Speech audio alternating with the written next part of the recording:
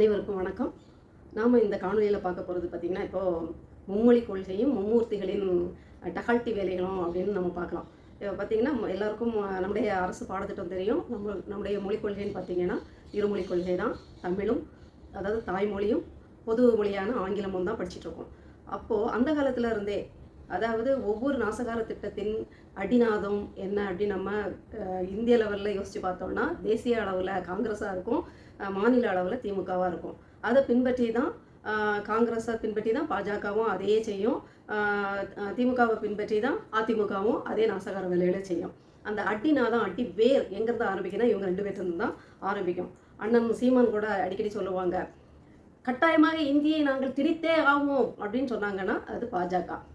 இந்தி கட்டாயமாக்கப்படும், அதை அனைவரும் படித்தே ஆக வேண்டும் அப்படின்னு சொன்னால் அது காங்கிரஸ். ஆமாம், சொல்கிற விதமும் டோனும் தான் மாறுமே தவிர எண்ணங்கள், அந்த மக்களை வதைக்கிறது, புகுத்துறது, திணிக்கிறது, வதக்கி எடுத்து சின்ன பின்ன பார்க்குறது அப்படின்னு பார்த்தா அது காங்கிரஸ் தான் அதில் ஆளாக இருக்கும். இங்கே திமுக தான் ஆளாக இருக்கும். இது எல்லாருக்கும் தெரிஞ்சது தான். இப்போ எல்லாரும் கேட்குற மாதிரி, ஏன் இப்போ இன்னொரு மொழி எங்கள் பிள்ளைங்க இலவசமாக படித்தாதான் என்ன அப்படிங்கிற ஒரு கேள்வி நியாயமான கேள்வி தான். அப்படி தான் நமக்கு தோணும். எங்களுடைய கேள்வி எப்படின்னா, ஏன் ஹிந்தியை தான் படிக்கணும்? இன்னொரு மொழி தேவைன்னு முடிவு பண்ணால் எத்தனை மொழினாலும் படிச்சுட்டு போவோமே. நீங்கள் ஹிந்தி மொழியை மட்டும் வைக்கிறதுக்கு பதிலாக எல்லா மொழியும் வச்சுருங்க விருப்ப பாடமாக.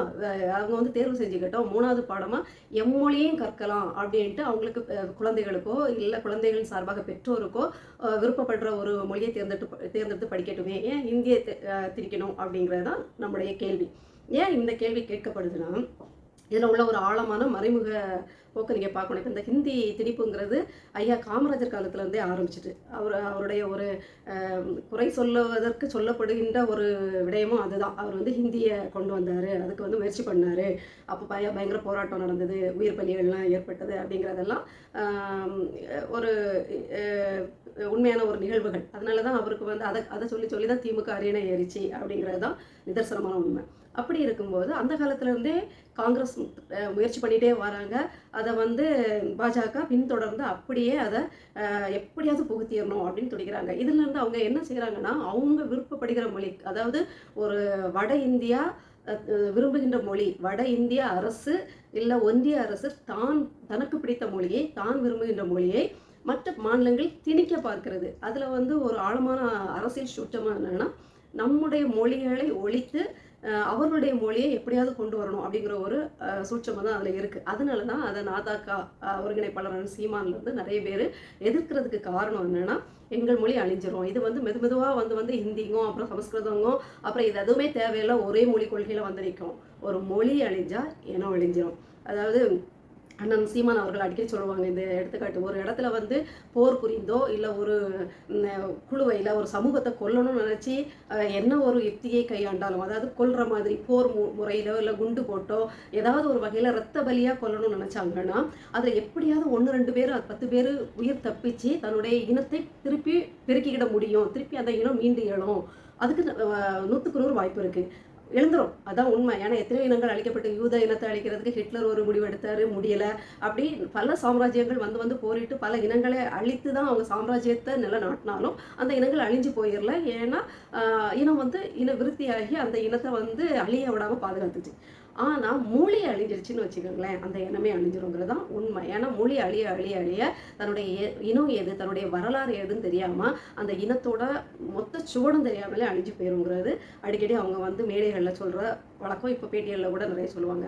அதுதான் உண்மை. இதை தான் இந்த வந்து ஒன்றிய அரசுகள், அது காங்கிரஸ் ஆகட்டும் பாஜகவாகட்டும், எப்போவுமே அவங்களோட எண்ணம் இந்தியா முழுமைக்கும் பரவி இருந்த ஒரு இனம் தமிழினம். இந்த தமிழினத்தை அழிக்கணும் அப்படின்னா இதில் வந்து நாம் வந்து நம்முடைய மொழியை கொண்டு புகுத்தி அதை வந்து ஒரு ஆதிக்க மிகுந்த மொழியாக மாற்றினா இது வந்து அப்படியே நாட்பட மருவி காணாமல் போயிடும். அப்போ தமிழர் என்ற ஒரு இனத்தையே பேச வேண்டிய அவசியமோ அதை வந்து அடையாளப்படுத்த வேண்டிய அவசியமோ வராது அப்படிங்கிற ஒரு அசிங்கமான தொலைநோக்கு பார்வையில் விளைந்தது தான் இந்த இந்தி திணிப்பு. அதனால தான் இதை வன்மையாக வந்து நாம் தமிழர் கட்சி எதிர்க்குது. மற்றவங்க எதிர்க்கிறதுல உள்ள ஒரு நாடகத்தனத்தை இந்த காணொலியில் நம்ம பார்த்தே ஆகணும். இப்போ பார்த்தீங்கன்னா இதை திமுகவும் எதிர்க்குது, திமுக கூட கூட்டணி போட்டவங்களும் எதிர்க்கிறாங்க, தாவேகாவும் எதிர்க்குது, எல்லாமே எதிர்க்குது. ஆனால் எதிர்த்தப்ப வில்லனே ஒரு நிமிஷத்தில் சில உண்மைகளை வளரி ஒரு நிமிஷம் ஹீரோ ஆகிட்டார். அதுக்காக அவர் ஹீரோலாம் ஆயிட முடியாது. பாஜக என்றைக்குமே வில்லன் தான், காங்கிரஸ் வில்லன் தான். அவங்கெல்லாம் என்றைக்கினாலும் உங்கள் ஹீரோ ஆகிட முடியாது. ஆனால் வில்லனே சில நேரங்களில் நமக்கு உதவுவாப்பில். எப்படின்னா, அதாவது இத்தனை வருட காலமும் வெளியில் கொஞ்சம் கூட தெரியாத, கொஞ்சம் ஒரு பேச்சுக்கு கூட, அதாவது இவங்களை பற்றின கிசுகிசுகள் எல்லாம் ஒரு 20 வருஷமாக பத்திரிகைகளில் வந்துக்கிட்டு இருக்குது, வாசிட்டு தான் இருக்கும், தெரிஞ்சு வச்சுருக்கோம். ஆனால் இவங்க இப்படி ஒரு விஷயத்த செய்கிறாங்க அப்படின்னு தெரியாத அளவுக்கு ரகசியமாக வச்சுருக்காங்கன்னா அது ஒரு பெரிய ஆச்சரியத்தை தான் தருது. இந்த இடத்துல அண்ணாமலை வந்து கொஞ்சம் கிளாப் வாங்கிடுறாரு அப்படின்னு சொல்லலாம். பார்த்தீங்கன்னா, விஜய் அவர்கள் பெயரில் இயங்கி வருகின்ற விஜய் வித்யாசிரம் பள்ளி பார்த்தீங்கன்னா, இவர் மெர்சல் படத்தில் மெர்சலாக பேசுனதும், கத்தி படத்தில் சதக்குன்னு சமூக அவலங்களை குத்தி பேசுனதும் எல்லாமே நாடகம், நடிப்பு, டயலாக் தான். அதாவது தலைவா படம் வரும்போதே இவருக்குள்ள அடுத்த கட்சி ஆரம்பிக்கணுங்கிற எண்ணம் வந்துடுச்சுங்கிறது எல்லாருக்குமே தெரிஞ்ச விஷயம். அதனால தான் டைம் டு லீடுன்னு போட்டிருந்தாரு. அப்புறம் ஜெயலலிதா அம்மா அவங்க அம்மையாருக்கு முன்னாடி போய் இப்படி நின்று கூளை கும்பிடு போட்டு நின்றுட்டு இருந்தது எல்லாமே நமக்கு தெரியும். அப்போது அதுக்கு பிறகு வந்தது தான் இந்த மெர்சல், கத்தி, இந்த மாதிரி படங்கள். அப்போது தனக்கு ஒரு பொது வழியில் வரணும்னு ஆசை வந்தாச்சு, ஒரு கட்சி ஆரம்பிக்கணும், தலைவனாகணும், முதல்வராகணும்னு ஆசை வந்த ஒரு ஆள் அந்த டயலாக் அதாவது தான் நடிக்கிறதுல கவனம் செலுத்தணும், தன்னுடைய நடிப்பு, தான் சொல்லுகின்ற நல்ல விஷயங்கள் தான் வந்து செயல்படுத்தணும், அதை பின்பற்றணுங்கிற ஒரு குறைந்தபட்ச ஒரு நியாயமான எண்ணமாவது இருக்கணும். ஆனால் இல்லைங்கிறது தான் இதில் தெரியுது. ஏன் அவர் ஸ்கூல் நடத்துகிறேன்னா அது பெரிய தப்பா அப்படின்னு நீங்கள் கேட்கலாம். தப்பே கிடையாது, ஸ்கூல் பள்ளிக்கூடம் நடத்தலாம். ஆனால் ஏழை எளியோர்களை மனசில் வச்சு நடத்தினாரா? அங்கே வந்து ஏழை எளிய மக்கள் படிக்க முடியுமா? அதோட கட்டணம் எந்த அளவுக்கு தனியார் பள்ளிகளுக்கு மற்ற பள்ளிகளுக்கு இணையாக ஹைடெக் லெவலில் இருக்குது அப்படிங்கிறத பார்த்தீங்கன்னா அதில் நமக்கு ஒரு பெரிய ஏமாற்றம். இதில் வந்து கண்டிப்பாக ஏழை எளிய மக்கள் படிக்க முடியாது. அதோட கட்டண பட்டியலை பார்த்தீங்கன்னா தலையே சுத்திரும். ஒரு சென்னை பெருநகரங்களில் இயங்குகின்ற பெரிய ரொம்ப என்ன சொல்கிறது, பெயர் பெற்ற பள்ளிக்கூடத்துக்குள்ள என்ன கட்டணங்கள் வாங்குவாங்களோ அதுக்கு இணையாக வாங்கப்பட்டிருக்கு. அப்போ இவரோட மனசில் எளிய மக்கள், ஏழை மக்களை பற்றிய எந்த சிந்தனையும் இல்லை. இவரும் மேல்தட்டு வர்க்கத்துக்கான ஒரு காரியத்தை தான் அதை தான் செஞ்சிட்ருக்காரு. திமுக, அதிமுக அமைச்சர் பெருமக்கள், பாஜக அமைச்சர்கள், எம்எல்ஏக்கள், அவர்களுடைய மக்கள் பெருமக்கள், பேரன்கள் என்ன பண்ணிகிட்டு இருக்காங்களோ அதே தான் இவரும் பண்ணுறாரு. அப்போ இவர் நடிகண்டா, அந்த கதை தான். அடுத்தது ரெண்டாவது நீங்கள் பார்த்தீங்கன்னா, அந்த சமூக அக்கறையோட எத்தனையோ படத்தில் வந்து நிலங்களுக்காக, நில அபகரிப்புக்காக, விவசாயத்துக்காக தான் பேசியிருக்காரு. ஆனால் அவர் கட்டின பள்ளிக்கூடம் பார்த்தீங்கன்னா விவசாய நிலம். அப்போ அந்த விவசாய நிலத்தை ஏக்கர் கணக்கில் வாங்கி அதை அழித்து தான் அவர் ஒரு பள்ளிக்கூடம் கட்டுறாருங்கும் போது அவர் பேசின எல்லா டயலாக்கும் பொய்யா கோபால் அப்படிங்கிற மாதிரி ஆகி போச்சு. அந்த தலைவா படம் வெளிவரும் போதே இவருக்கு அந்த பரவலான பேச்சுக்கள் வருது இல்லையா, இவருக்கு கட்சி தொடங்கணுங்கிற ஆசை இருக்குது, ரசிகர்லாம் வா தலைவான்னு சொல்கிறாங்க. அப்படிங்கும் போதே நாங்களும் வீட்டில் வந்து பேசிக்கிட்ட சில விஷயங்கள் என்னென்னா, ஏன்னா விஜய் வந்து எனக்கு பிடித்த நடிகர் தான், ஒரு காலத்தில் கனவு கண்ணன் தான் வைங்களேன். ஆனால் அவர் நடிப்பு பிடிக்கும், அவருடைய ஸ்டைல் பிடிக்கும், அவரோட டயலாக் டெலிவரி, இது எல்லாமே அவருடைய அந்த மேனரிசம் சொல்லுவாங்க, அந்த பாடி லாங்குவேஜ் மேனரிசம் எல்லாமே பக்காவாக பிடிக்கும் தான். அவரை ஒரு நடிகராக ரொம்ப பிடிக்கும். அவர் என்ன சொல்கிறது, புகழ்மிக்க நடிகராகிறதுக்கு ஒரு தகுதி வாய்ந்த நபர் தான். ஆனால் மக்கள் அரசியலில் மக்களுக்கு நல்லது செய்யும் தலைவனாகிறதுக்கு தகுதி இருக்கானா இல்லைன்னு அப்போவே நான் வந்து வீட்டில் எங்களுக்குள்ளே பேசும்போது, பிள்ளைகளோடையோ இல்லை கணவர் மற்றவங்களோட உறவினர்களோட பேசும்போது பேசிய விஷயம் இதுதான். அப்போ அந்த படம் வரும்போதே விஜய் ஒரு தலைவனாலாம் என்னால் பார்க்கவே முடியலை. நீங்கள் என்ன பெரிய இதுவாக நீங்கள் ஒரு ஆள் சொல்லிட்டா போதுமா அப்படின்னு கேட்கலாம். ஆனால் எனக்கு தோணதை நான் எனக்கு சொல்லதுக்கு வாய்ப்பு கிடைச்ச இடத்துல சொல்கிறோம், அவ்வளோதான். அது நான் பெரிய இதுவெல்லாம் கிடையாது. இருந்தாலும் ஒரு வெகுஜன மக்களோட நாடி துடிப்பு எப்படி இருக்கும் அப்படிங்கிறத வெளிப்படுத்துகிற விதமாக தான் இதை வெளிப்படுத்துகிறேன். நம்ம வந்து ரசிக மனோபாவத்தில் இருக்கக்கூடிய ஆட்கள் கிடையாது, ரசிச்சுட்டு விட்டுட்டு போகிற ஆட்கள். அப்போ ரசிச்சுட்டு அவர் தான் தலைவனாகணுன்ட்டு முட்டாள்தனமாக நினைக்கிற முட்டாள் வம்சங்கள் கிடையாது. அப்போவே எனக்கு தெரியும். ஏன்னா அவர் சின்ன வயசுலேருந்தே அவருடைய அந்த சினிமா சார்ந்த விஷயங்களை பத்திரிகைகளை வாசிக்கும்போது இவர் அந்த டைமில் அவரோட இணைந்து வந்த பல நடிகர்கள் இப்போவும் திரைத்துறையில் இருக்காங்க, சிலர் இல்லை. இவங்க எல்லாரை பற்றியும் விஷயங்கள் வாசிக்கும்போது அன்னையிலேருந்து இன்னைக்கு வரைக்கும் கிசுகிசுகளுக்கு பஞ்சம் இல்லாமல் தான் ஓடி இருக்கே தவிர யாரும் வந்து சமூகத்துக்கு இதை செஞ்சாங்க, சமூக அக்கறையோட தன்னுடைய சம்பளத்தில் இதை பண்ணினாங்க, தன்னுடைய சம்பளத்தில் இத்தனை பேரும் பகுதியில் இதை பண்ணி கொடுத்தாங்க, அதை பண்ணி கொடுத்தாங்க, சமூகம் சார்ந்த எந்த விஷயங்கள்லையும் அவங்க பேர் வாங்கினவங்களாம் படித்ததே கிடையாது. எப்போவுமே ஏதாவது ஒரு கிசுகிசுல மாட்டியிருப்பாங்க, இல்லைன்னா ஏதாவது ஒரு விவகாரங்கள் அவங்கள சுற்றி பின்னி பணிஞ்சிக்கிட்டே இருக்கும். அப்போ அதுலேருந்து தான் நம்ம ஒரு ஆளை பற்றி பேசப்படுகிற விஷயங்களை வச்சு தான் ஓரளவு நம்ம ஜட்ஜ் பண்ண முடியும். ஒரு 100க்கு 100% ஒருத்தரை வந்து அதை வச்சு நம்ம வந்து நிறுத்த முடியாது. ஆனாலும் அவங்க நடிக்க வந்த காலத்தில் இருந்தே கிட்டத்தட்ட 25 30 வருடங்களுக்கு முன்னாவே நாம் அவங்களோட விஷயங்களை பார்க்கும்போது அவங்க வந்து எந்த நல்ல காரியங்களும் பண்ண மாதிரி வாசித்து எனக்கு ஞாபகமே இல்லை, பார்த்தும் கேட்டும் ஞாபகமும் இல்லை.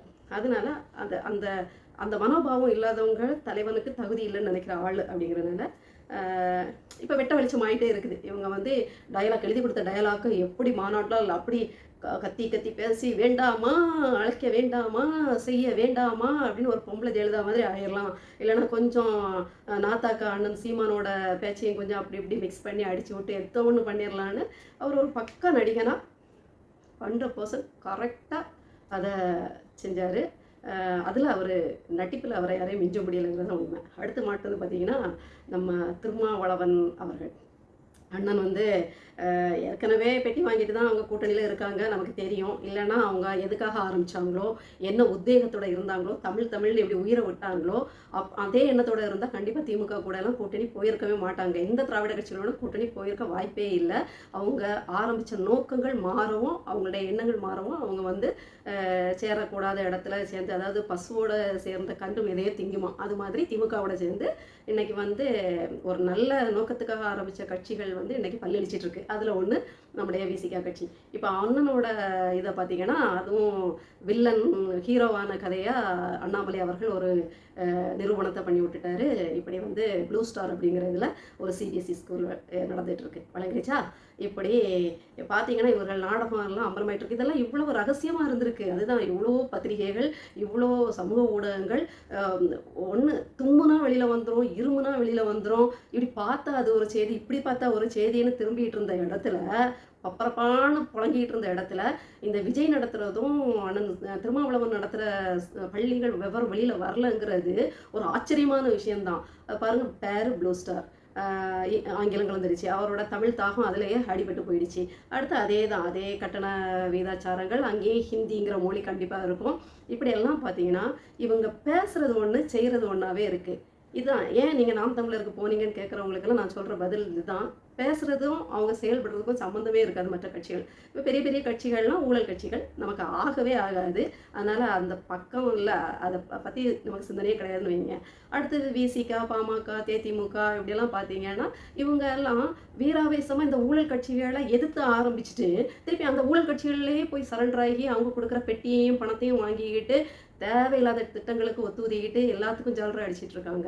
அப்படி இருக்கும்போது எதுக்கும் சமரசம் ஆகாத அண்ணன் சீமான் அவர்கள் பின்னாடி நிற்கிறது தான் நாம் விரும்புகிற ஒன்று. ஏன்னா எதையெல்லாம் எதிர்த்து இந்த கட்சி ஆரம்பிக்கப்பட்டதோ அந்த நோக்கம் இன்னமும் சிதையாமல் இன்னமும் ஒத்த ஆளாக சிங்கம் சிங்கிளாக தான் வரும் அப்படிங்கிற மாதிரி அத்தனை பன்றி கூட்டத்தையும் ரவுண்டு கட்டி அடிக்கிறனால தான் அது ஜெயிக்குதோ இல்லையோ, ஓடுதோ நிற்கிதோ, அந்த நல்லது செய்கிற ஒரு கட்சியில் இருக்கணும், மக்கள் பக்கம் நிற்கிற ஒரு கட்சியில் நிற்கணுங்கிற ஒரு ஆவலில் தான் இதில் வந்து நிற்கிறோம். இப்போது இந்த மும்மூர்த்திகளின் வேஷங்கள் கலையுது. இப்போ ஏன் மும்மூர்த்தின்னு சொன்னேன்னா, அண்ணாமலை அவர்களும் வந்து ஒரு தமிழர், தமிழ் மேலே தாகம் உள்ளவங்க. ஹிந்தியை பற்றி இவ்வளோ வந்து சப்பக்கட்டு கட்டி இவ்வளோ வந்து அதை விதை பண்ணியே ஆகணும்னு சொல்ல வேண்டிய அவசியம் இல்லை. அப்போ தமிழராக இருந்து அவர்களுக்கும் தமிழராக இருந்து நான் தமிழன்னு சொல்கிறதுல லாய்க்கில்லாமல் போயிடுறாங்க. திருமாவளவனும் அதே மாதிரி, விஜய் அவர்களும் அதே மாதிரி. அதனால் இந்த மும்மூர்த்திகளோட நாடகங்களை எல்லாரும் அம்பலப்படுத்திட்டு இருக்காங்க. நாமளும் நம்ம பங்குக்கு அம்பலப்படுத்துகிறோம். இதில் முக்கியமான ஒரு விஷயம், அண்ணாமலை அவர்கள் ரொம்ப வீராவேசமாக உதயநிதி அவர்களை பார்த்து நீங்கள் கோ பேக் மோடி இல்லை கெட் அவுட் மோடின்னு நீ சொன்னா நான் வந்து கெட் அவுட் ஸ்டாலின்னு நாளைக்கு ஹேஷ்டேக் போடுவேன்னு நேரம் டைமு இந்த நாள் உன் டைரியில் குறிச்சிக்கோ அப்படிங்கிற மாதிரி சவால் விட்டு அதை செஞ்சார். ஆனால் அதுலேயும் நாங்கள் தான் கெத்து. எப்படின்னு பார்த்தீங்கன்னா, நீங்கள் நாள் குறிச்சிங்க, ஒரு நேரம் காத்திருக்க வச்சிங்க. நாங்கள்லாம் காத்திருக்க வைக்கிற ஆட்களே கிடையாது. நீங்கள் சொன்ன அடுத்த நிமிஷமே நாங்கள் ஒரு ஹேஷ்டேக்கை பரப்பி விட்டோம், பார்த்தீங்களா? அதான் செமையாக இருக்கும்.